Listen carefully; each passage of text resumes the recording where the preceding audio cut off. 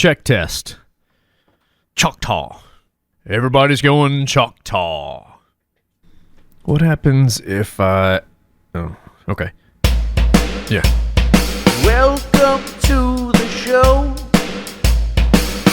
This is my show. Thanks for tuning in. Here it comes again.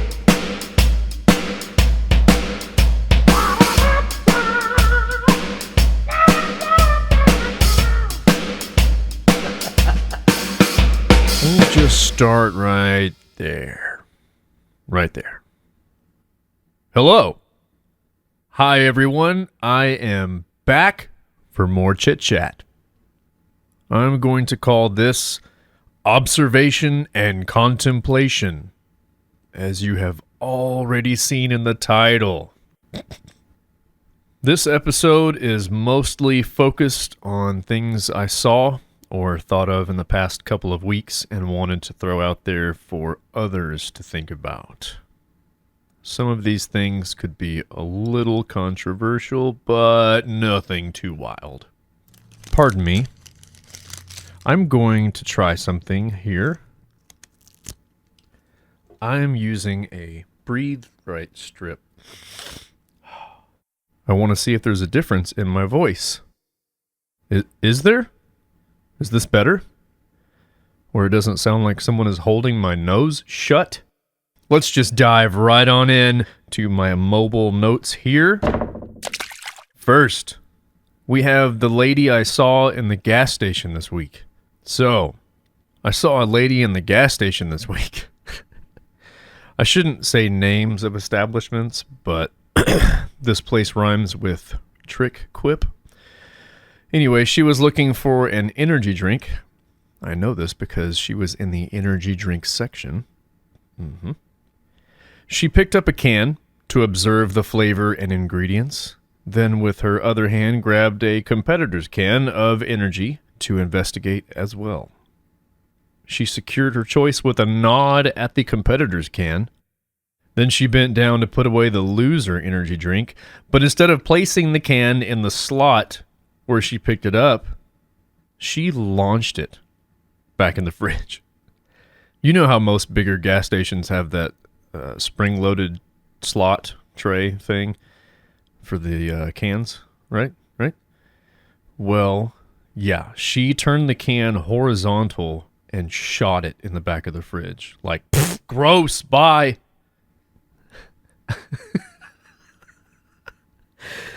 If someone was working back there, they definitely got kneecapped. She just shot it back at hyperspeed, closed the door, and walked away. She could not get rid of it fast enough when she realized how much she hated it. I don't understand how that seemed like the right thing to do there. What was going through her head, do you think? Would you do that? What should I have done? Excuse me, ma'am, but that was super fucking silly. Oh, boy. Speaking of ma'am, that takes me to the next subject. Respect. In construction, I deal with dirty people, clean people, rude people, professional people, seemingly dumb people, and very intellectual and thoughtful people. You don't always get it, but I tend to see a level of respect in most of the people that actually make it a career instead of just the get-me-by job. I've been in plumbing and construction full-time for 19 years now. Ugh. I feel like I've personally been blessed with good realization and knowledge of respect towards one another. Like I said, not everyone gets it or has it, but I feel like respect is and certainly should be a part of construction.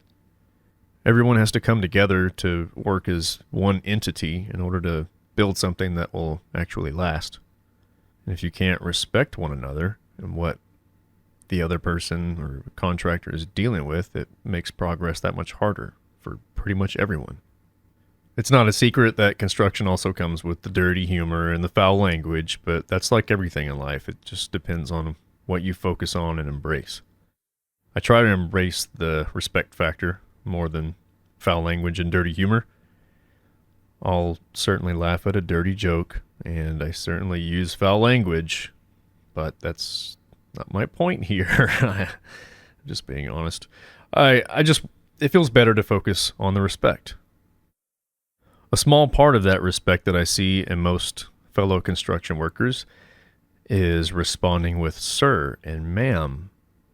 That's definitely something I picked up from construction. Not to say that it didn't happen, but I don't recall my parents specifically teaching me to address anyone as ma'am or sir, but I hear it every day at work. I'm sure it's that way in many other professions, but maybe it just seems a little unexpected sometimes when thinking of a bunch of dirty construction workers. Well, I wasn't intending on going down this road, but it's kind of unavoidable now that I mentioned ma'am and sir. So speaking of ma'am and sir, in today's society with people transitioning and the gender fluidity, saying sir or ma'am could be seen as quite offensive, which honestly really shouldn't be that way unless it's done so with malice. If I genuinely think you are a man and address you as sir, but you are in fact not a man, and scoff at hearing sir, I would certainly apologize and plead genuine ignorance, right? But if I continue to get berated for this mistake, I feel like that's just as unnecessary as someone intentionally mislabeling someone's gender. I mean, I would be the one being mislabeled at that point because I'm being scolded as though my wording was intentionally harmful, but it was just an honest mistake, and I apologized. If I'm remotely unsure of what gender someone identifies with, I'm going to stay away from sir and ma'am. I definitely don't want to cause any harm or offense to anyone. Even if I don't understand something, that's no reason for me to be disrespectful, which this episode is very much about respect, even though it's not named respect. Moving on. Another instance of respect is when we enter the door scenario with people. You know what I'm talking about. You're walking out of a store and you see a mom and son about to walk into the store, so you pause and hold the door open for them. They either acknowledge you and thank you, or they continue to look straight ahead and walk through the door as though it's always open and you are not even there. Does this sound familiar? Really quick, I want to insert another connection to construction worker respect here, because when I see this door scenario involving someone in a safety vest or, high visibility fluorescent shirt, it usually results in hearing a thank you, sir, or thank you, ma'am. It's not just a thank you, it's a thank you, sir, or ma'am. I don't typically hear that from the average dude or dudette. See if you notice that in the future, if that's just me. Back to the standard door scenario. Let's say you're dealing with the non-acknowledgement and lack of thank you after you just held the door open for someone. Doesn't it upset you when they don't acknowledge you? Of course it does. But how much does it upset you?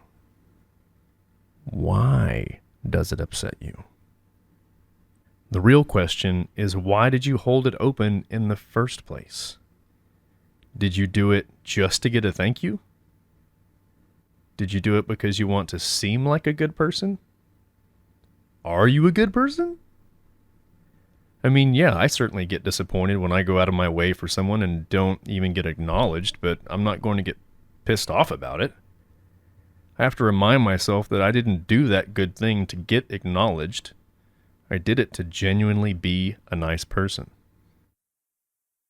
Being a nice person without the acknowledgement kind of sucks sometimes, but I'm generally happier when I'm nice.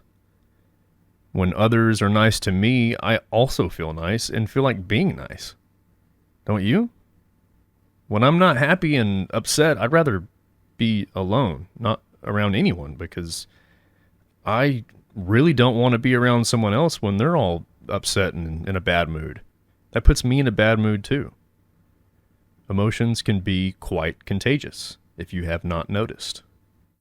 The nicer you are without worrying or focusing on the acknowledgement, the happier you will be, most likely. Imagine this. A person holds the door open for a couple and doesn't get acknowledged whatsoever.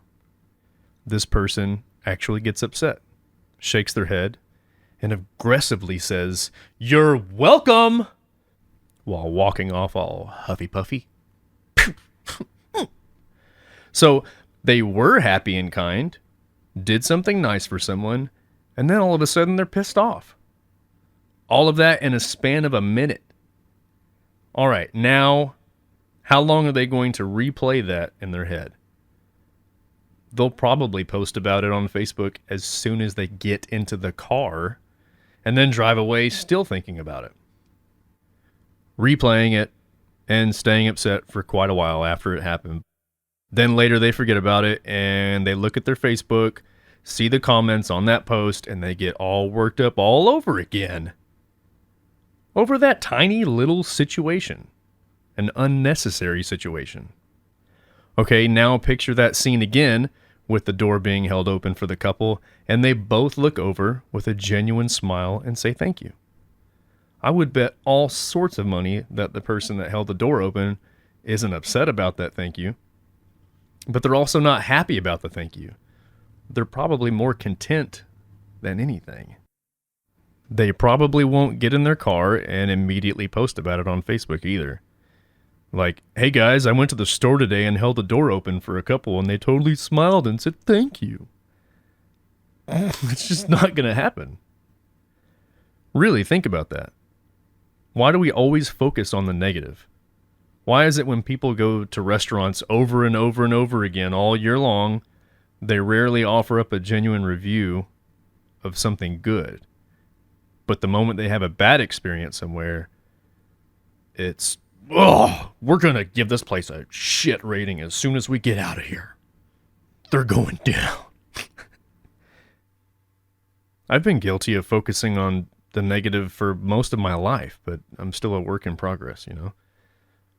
For example, when people would ask how I'm doing, my response was usually not positive. I don't know why. I didn't and don't seek sympathy? Wow, I said sympathy. I'm going to leave that in here. Seeking sympathy and pity. I don't want any of that. So I don't know why my immediate response was to be negative. I don't know. But I've noticed that more and more where I'll think of something negative in my head when someone asks how I'm doing, and I won't say that. I will immediately shift to something more positive and elaborate on that. Do you find yourself doing this as well? Back to observation. I very often visit a store that rhymes with Gnome Repo. I wanted to vocalize the realization that we are collectively absorbing the job of the cashier. I'm sure you've noticed. At the branch I mostly go to, I've noticed the cashier stations are pretty much mostly gone and replaced with the self-checkout stations. They got rid of the glass scanner type thing that you would normally see at a grocery store and have replaced it with a larger area and a handheld scanning device. You pick it up and you scan everything. I don't know why this feels any different than the glass scanner thing from before, but it kind of does. It feels like I'm working there more for a minute. I mean, as long as I'm not buying spray paint and they have to make sure I'm not 11 or whatever, it goes pretty fast and smooth, so I'm not complaining. It just still seems kind of weird, especially when I'm leaving, which is what really sparked this observation to be included in the podcast. So as I walk out, somebody says from wherever, "Thank you," and I habitually reply, "Thank you," when I technically should be saying, "You're welcome," for shopping at your store and scanning all my own stuff and bagging all my own stuff and really not needing you. Once again, it's not a bad thing. It's just an observation and an adjustment to the overflow of technology. Okay, when you go into an establishment, do you find yourself looking around the store, giving it a once-over to make sure there isn't anything weird going on, anything suspicious? I've never had that habit, but I'm trying to do that sometimes. I mean, it's totally fine and normal to go in somewhere in zombie mode where you seem like you're the only person there and you just get what you need and get out. But when everyone does that, it seems a little weird, you know? There just seems to be more and more of a physical disconnect with us as a society, and it's honestly kind of sad. We have a great digital connection. I mean, we can get on Facebook and react to posts and fully immerse ourselves in thoughtful, meaningful comments and rebuttals, but if you were presented that conversation in real life, it most likely would have been different, or maybe never even happen because you'd be so hesitant to engage in a physical conversation for whatever reason. Now, let's just talk later through my phone. I'm certainly not saying everyone is like this, but we all have our moments, and I bet there's more people rather than less that this applies to. A common link to these things I bring up would be cell phones. Cell phones are immensely discouraging people from physically engaging. And I mean, I'm just as guilty as the next guy for being glued to my phone for whatever reason. But as soon as I realize I'm wasting time or that I don't have a good reason to be 100% engaged, I try to put it down immediately. Because I get upset with myself for wasting time and possibly ignoring someone who's right in front of me trying to have a lax conversation. It's certainly frustrating to me when someone does that while I'm talking, so why would I want to do that to them? I'm on my phone a lot for work, looking at emails or documents or plans online, looking up tools and materials and photos I took of something 5 months ago that's now covered with concrete or behind a wall or whatever.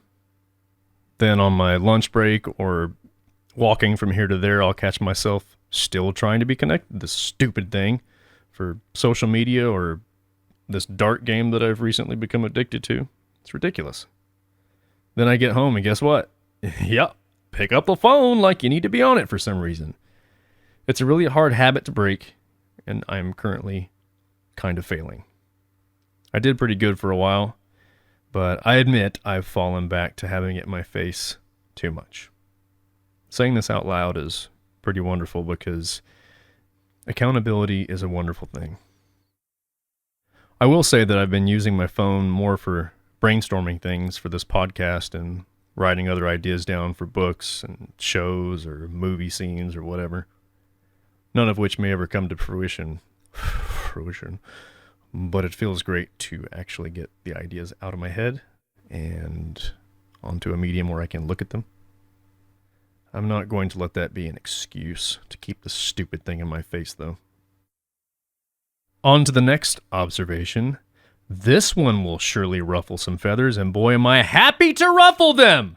Speaking of cell phones, have you noticed the more common phenomena at red lights? You know, you're stopped at a red light behind someone, and it turns green. And go! What the actual F are we doing? It's more and more frequent that I'm at a light in a 3-lane road where the light turns green and all 3 lanes sit still for a solid 3 seconds until someone honks or one of the people at the front of the line decide to look up from their phone. Oh my goshness, people. I can't stress enough how dangerous we are all living on the road right now. Using the phone while on the road is something I have greatly reduced over time, but I still fail sometimes. But that failure is such a low percentage compared to the carelessness I used to have and the carelessness I still see people having today. If you've ever been in an accident, you probably know how fast that shit can happen. Think about how long you're looking away at your phone instead of the road or the cars around you or the dog or kid trying to cross the road. When you're stopped at a light and locked into your phone, then get a honk behind you, you're kind of going into a panic mode. Like, oh, and then you hit the gas. Oh, I gotta go. Well, what if there was someone running the red light to your right or left? You're about to get fucking walloped. What if someone was running through the crosswalk because they noticed you weren't looking up? Now you're about to be involved in a manslaughter case. Not that you'll definitely avoid these if you're looking forward, but you're at least more aware and you aren't texting or reading something because you can't just sit still with your mind for a minute or two. Not only is it extremely annoying to everyone else that's paying attention and driving, it is fucking dangerous. You are there to drive from A to B, not to be on your phone. It's a crazy addiction that we seemingly ignore or just make excuses for. If you're using the phone while driving, that's even worse, obviously. I've got to the point where I don't even want to talk on the phone while driving, hands-free or not. I don't need the extra distractions. I'd rather be enjoying some good music or listening to a funny podcast or something that doesn't completely distract my attention. Everyone has excuses. There's too many. But, I mean, if it's a text, just call. If it's an email, close the app. It's an email. Emails are meant to be read and replied to at your convenience.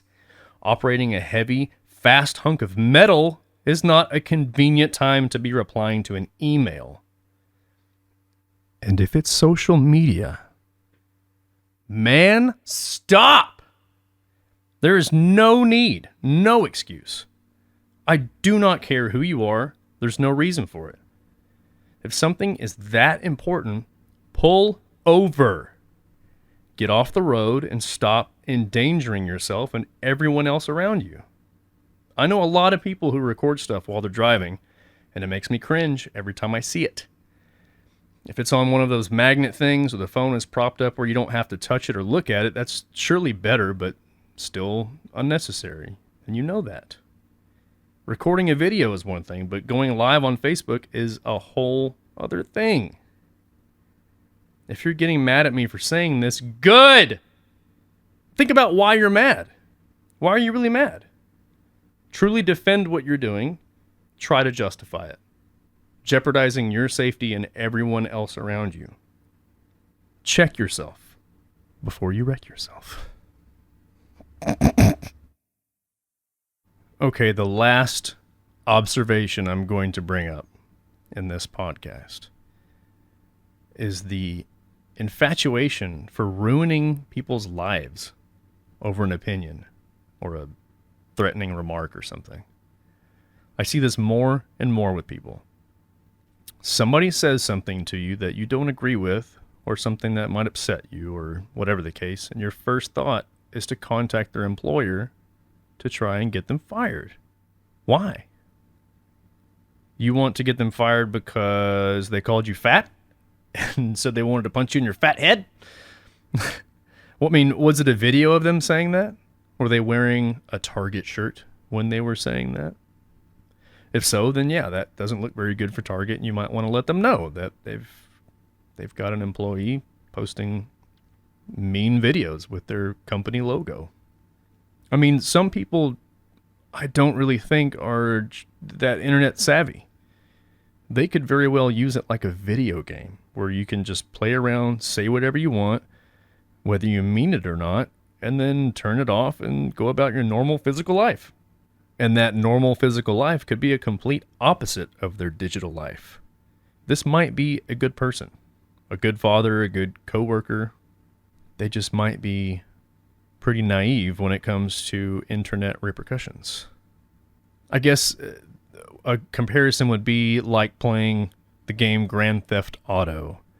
You shoot people, you steal cars and all that kind of crap, but you would never do that in real life, right? I feel like that's I mean, that's what I'm getting at least, as far as my thought process here. Somebody could be a quote-unquote troll on the internet, but actually be a decent, normal person in real life. The internet game is just their outlet for the little crazy in them or something. I don't know. I'm not defending the crazy. I'm just defending the fact that you could say something or do something that someone else doesn't like, and it could potentially ruin your life because you might lose your job, which can ruin people's lives. It's all situational, though. I'm not opposed to anyone trying to make sure an evil person doesn't have a platform.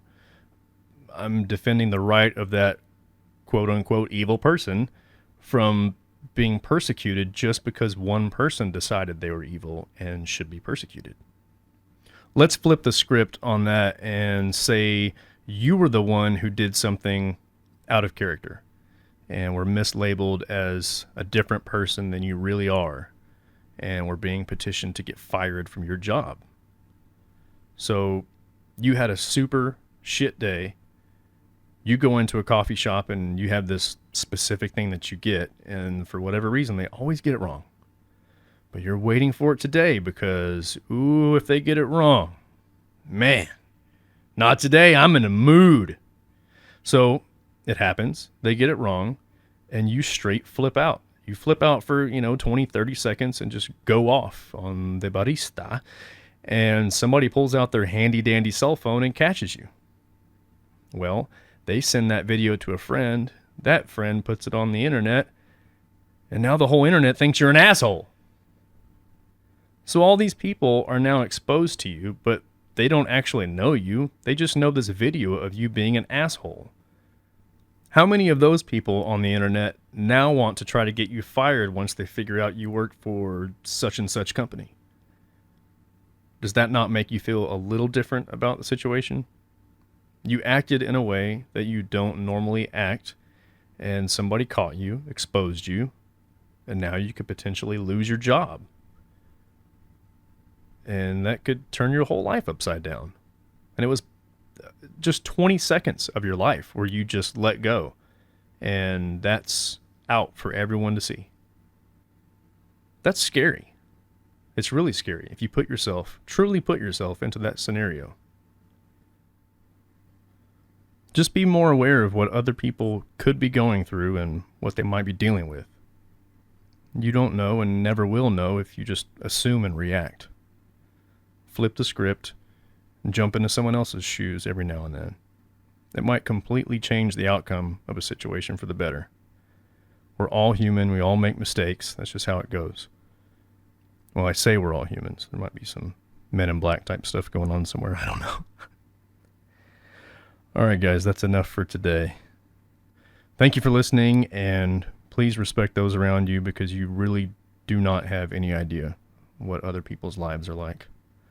Also, please don't rocket launch your unwanted energy drink back into the gas station fridge like a jackass.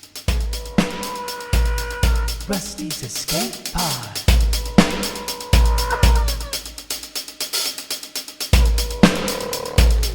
Rusty's Escape